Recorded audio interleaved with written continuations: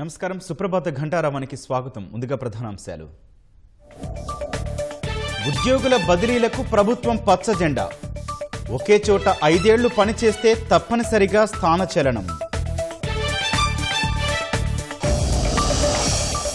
నేడు hybrid power complex కు లోకేష్ శంకుస్థాపన.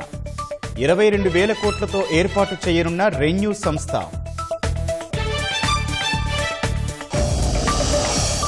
మద్యం కుంభకోణం కేసులో దర్యాప్తు ముమ్మరం. రాజ్ కెసిరెడ్డి విచారణ కోసం ఏసీబీ కోర్టులో ఈడీ పిటిషన్.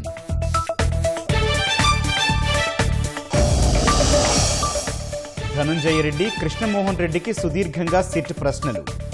మద్యం ముడుపులు కాకుంటే ఖాతాల్లో సొత్తు ఎక్కడదని నిలదీత. శాంతి కోసం భారత్తో చర్చలకు సిద్ధమన్న పాకిస్తాన్. కశ్మీర్ అంశాన్ని చేర్చాలంటూ షరతు.